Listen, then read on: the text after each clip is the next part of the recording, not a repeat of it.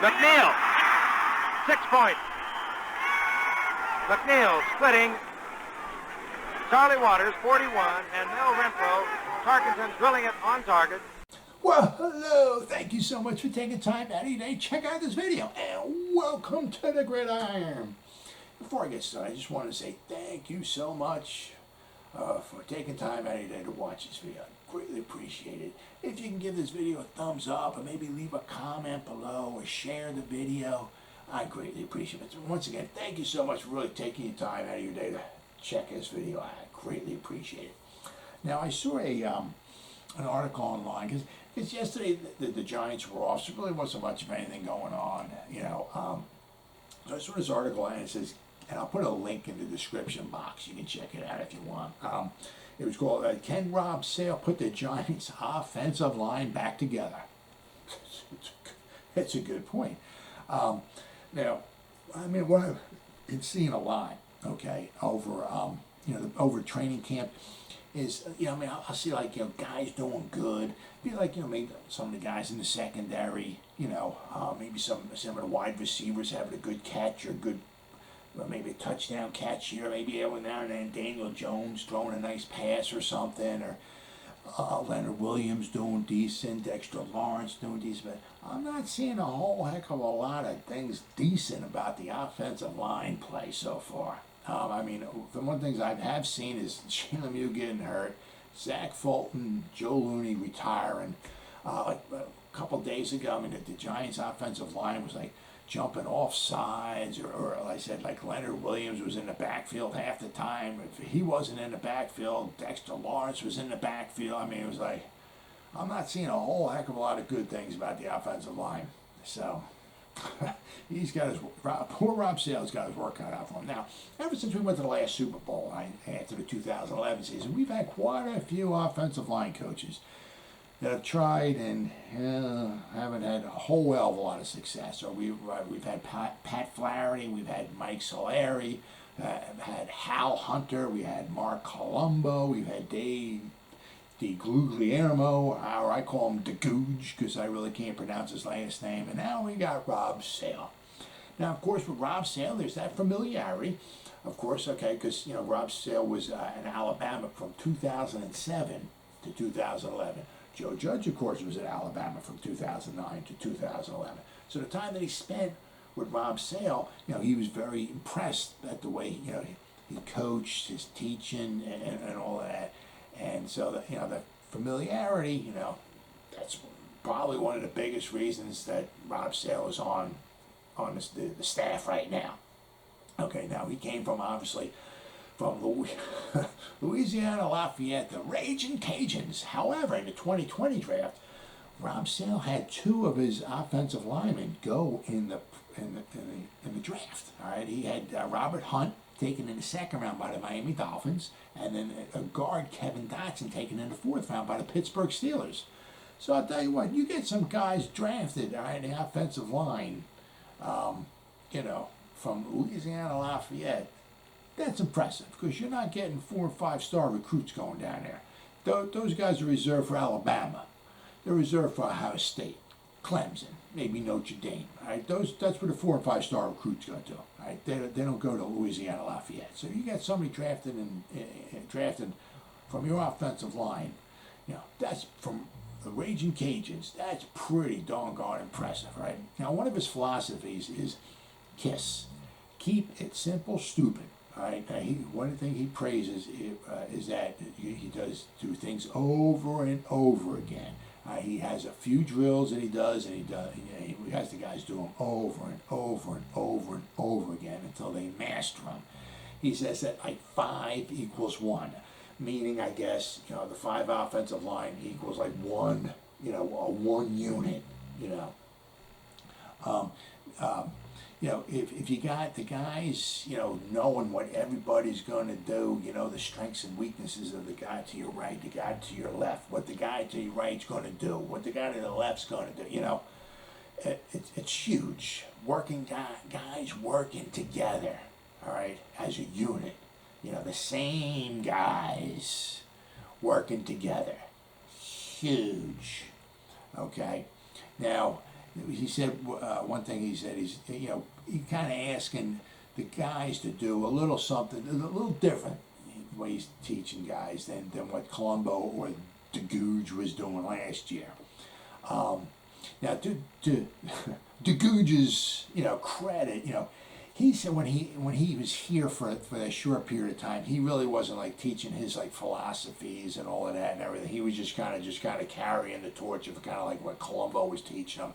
He wasn't being all radical because he was only here for a short period of time and he didn't want to re-sign him with the Giants. So so to his fairness, I mean, he didn't really get to implement like all his knowledge and everything upon the offensive line.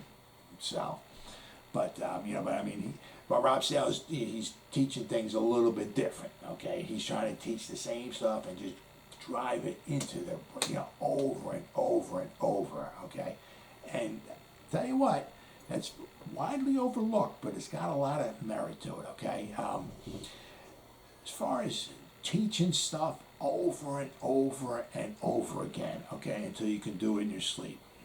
Let me hit you up with a little bit of knowledge here, okay? In 1963, all right, Vince Lombardi, in June of 1963, I was holding a clinic, like a coaching clinic, in Reno, Nevada, the University of Nevada, okay? In June of 1963, all right, the Packers, Vince Lombardi was head coach of the Packers. The Packers had gone to the last 3 championship games. They went 1960, they lost to the Philadelphia Eagles 17-13.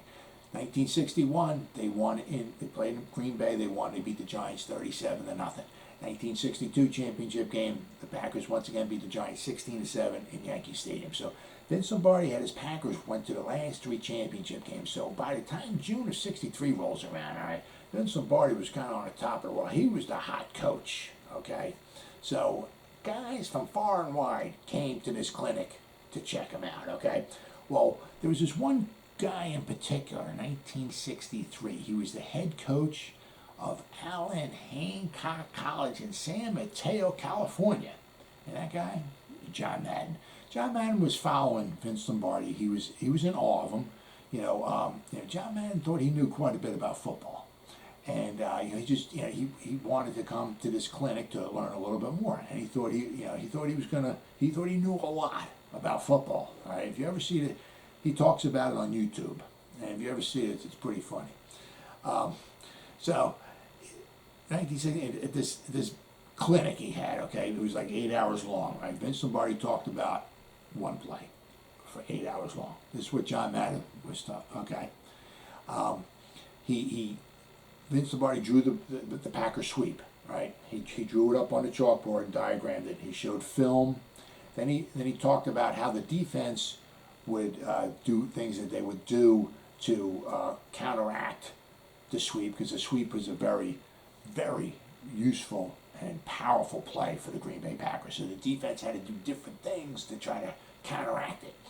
And then Vince Lombardi would talk about the things that the offensive would do to counteract what the defensive did, right? So, but basically it was 8 hours of talking about one play